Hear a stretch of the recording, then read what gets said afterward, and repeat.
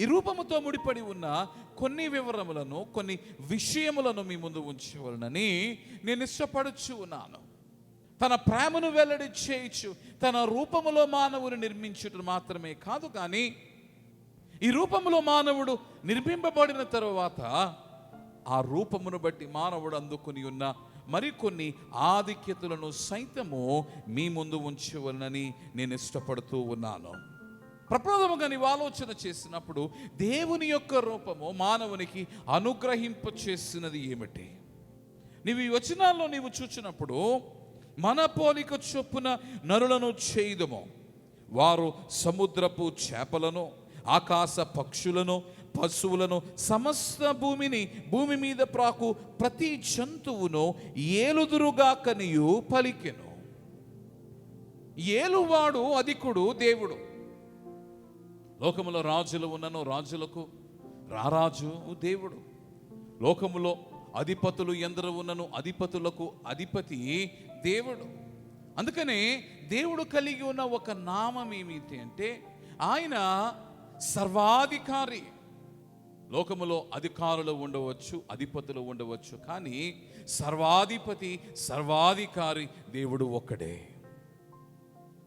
దేవుడు సర్వాధికారి అయి, సర్వాధిపతి అయి తన అధికారమును ఆయన వాడుకొనొచ్చు, తన ఆధిపత్యమును కనబరుచుచు ఉండగా, దేవుడు తన రూపమును మానవునికి అద్ది దేవుడు మానవునికి అనుగ్రహింప చేయించినది ఏమిటి అనగా అధికారమును అనుగ్రహింప చేయించు ఉన్నాడు.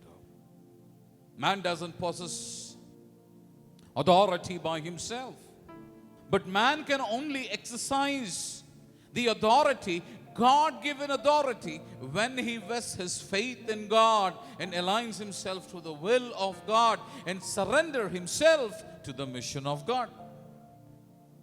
మానవుడు లోకములో అధికారమును ఆధిపత్యమును కనబరచవలనని ఆశించవచ్చు, కానీ ఏ అధికారియు కూడా తాను దేవుని ఆలోచన నుండి కలిగి ఉండవలసిన ఆధిపత్యమును అధికారమును అతడు దేవుని బిడ్డలారా ఉపయోగించలేడు. కారణం ఏమిటంటే, దేవునికి అతడు అనుగుణముగా నిలిచి ఉంటేనే కానీ, దేవుడితో అతడు అంటగడితేనే కానీ, ఆనుకుని ఉంటేనే కానీ అతడు తన అధికారమును పరిపూర్ణముగా ఉపయోగించలేడు. కారణం ఏమిటి?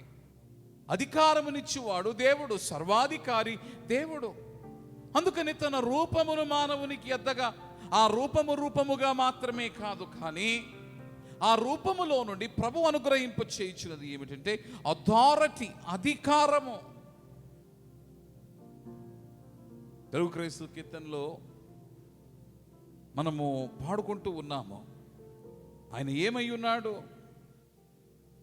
ఆయన అధికారి అయి ఉన్నాడు.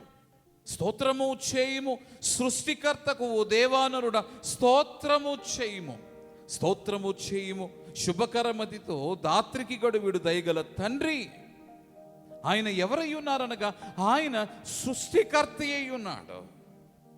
అందుకని అయ్యగారు రాసిన స్తుతి కీర్తనలోని మరొక మాటను కూడా, మంగళ స్తోత్రార్పణలు ఎవరికి అనగా మహనీయ దేవునికి, అంతములేని స్తుతులు మంగళార్చ అని పాడగల కారణం ఏమిటి అంటే, నీవు దేవుని చూచినప్పుడు you find the might of God. దేవుడు కూడా తన శిష్యులైన వారికి ప్రార్థన నేర్పిస్తూ ఉన్నప్పుడు ప్రప్రథమమైన విషయము దేవుడు వెల్లడి చేసింది ఏమిటి అనగా హిస్ ప్లేస్ అండ్ పొజిషన్, తన స్థానము తన బలము, తన స్థానము తన బలము. అలాగే నరునితో ప్రభు కలిగిన బంధుత్వము ఏమిటి అనే దానిని గురించి వివరించచ్చు. నేను పరలోకమందు ఉన్నాను, అన్ని లోకములకు అవతల ఉన్న పరలోకమందు నేను నివాసమై ఉన్నాను. I'm seated on a throne. నేను ఒక పీఠముపై కూర్చుని ఉన్నాను. It is not of this world. ఈ లోకములోనిది కాదు, కానీ పైనున్న లోకములోనిది. అందుకని క్రీస్తు యేసు కూడా అధికారమును గూర్చి మాట్లాడచ్చు. మత్తయి సువార్త 28వ అధ్యాయములో నీవు చూచినప్పుడు, నాకు అధికారం ఇవ్వబడినది ఎక్కడ నుండి ఎక్కడ వరకు అనగా దివి నుండి భువి వరకు. అందుకని సర్వాధికారము నాకు ఇవ్వబడినది. సర్వము అనే మాట దేవునికి మాత్రమే చెందగలిగిన మాట, దేవునికి మాత్రమే ఆపాదించగలిగిన మాట.